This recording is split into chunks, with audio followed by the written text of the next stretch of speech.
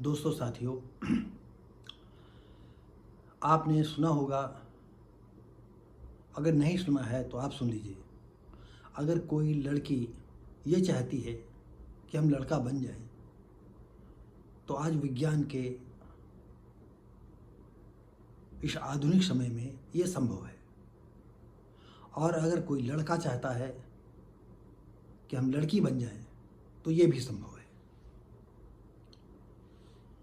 तो दोस्तों साथियों, हम अभी ये नहीं बता पाएंगे कि अगर कोई लड़का लड़की बन जाता है तो क्या बच्चे पैदा करने में सक्षम होगा।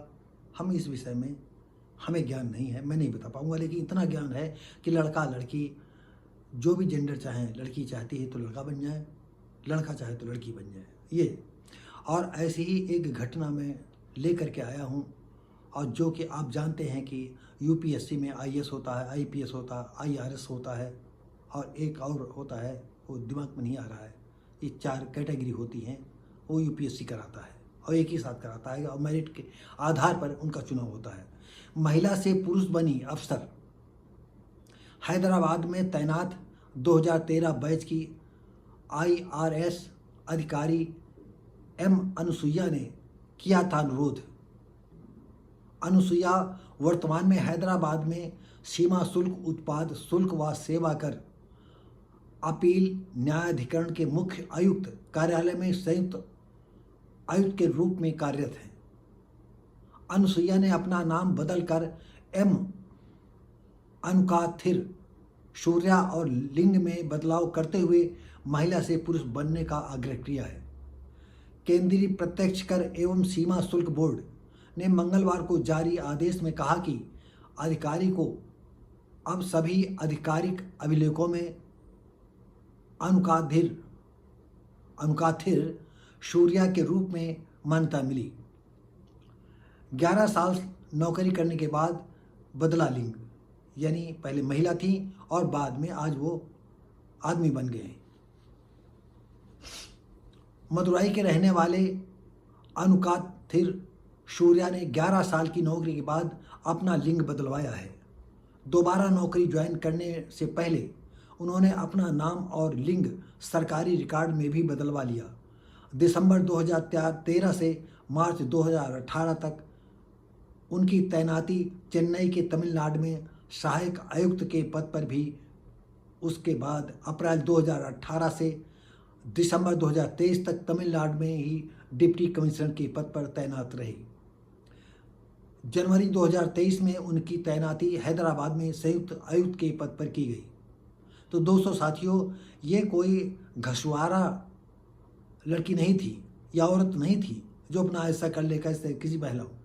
आप समझिएगा, जो यूपीएससी ट्रेनिंग करवाती है तो इसमें पहले जो नंबर पे आते हैं, जिनकी मेरिट लिस्ट में नाम आता है, तो आईएएस बनते हैं, फिर दूसरे आईपीएस बनते हैं, तीसरे आईआरएस बनते हैं, तीसरे आईएफएस बनते हैं, जो विदेशी सरकारियों में जाते हैं, जो विदेश में जा करके भारत के प्रतिनिधित्व करते हैं, जैसा वीजा लगवाना देश में वो।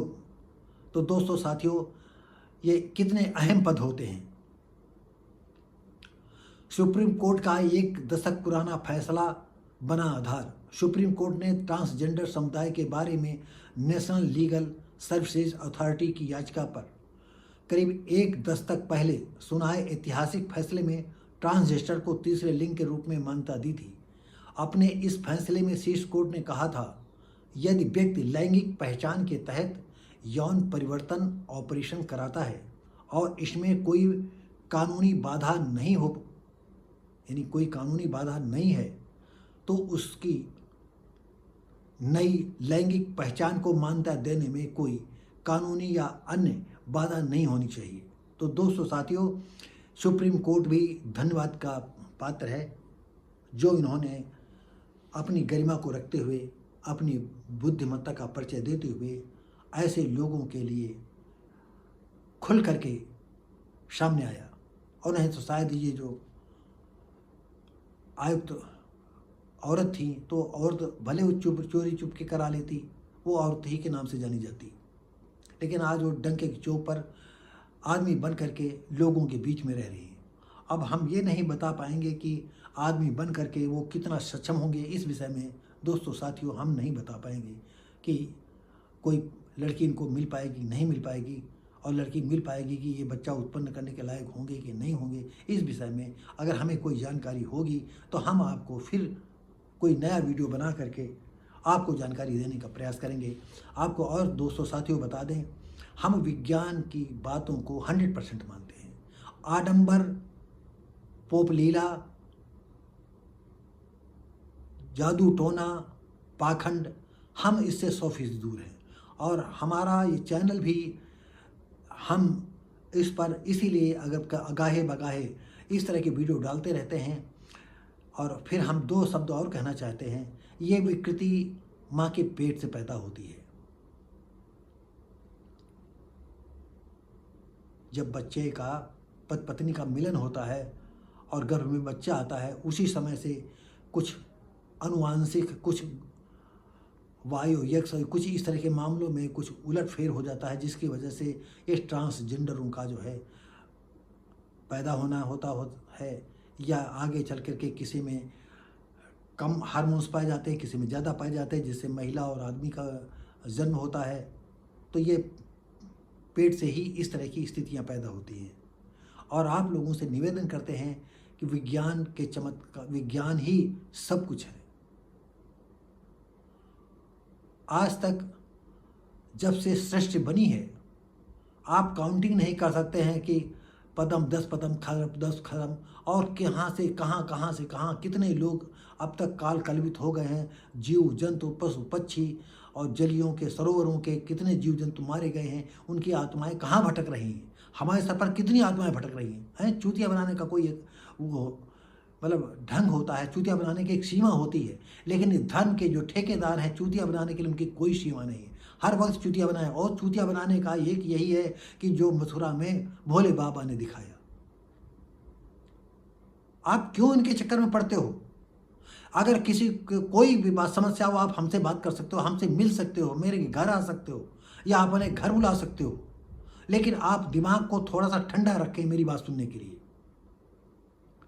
जो भोले बाबा हैं, सूरजपाल जाटव, अगर इनको इमरजेंसी में बताता है कि 3rd डिग्री अपनाई जाती थी, इनके साथ 3rd डिग्री अपनाई जाए तो अभी सच कबूल देंगे कि हम भगवान है कि आदमी है।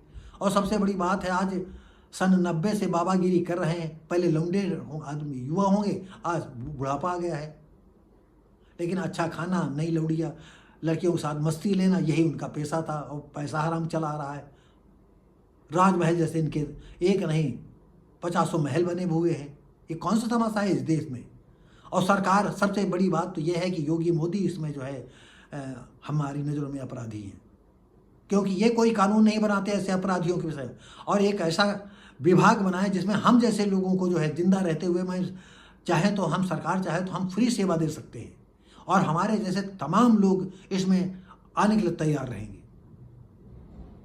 तो दोस्तों साथियों, बहुत कुछ हो जाएगा, लेकिन कभी डर लगता है कि हम कहीं कानून की पकड़ में तो ना जाए, तो इस बुढ़ापा जो है जेल में सड़ जाए। क्यों, हो सकता कोई जमानत भी न कराए।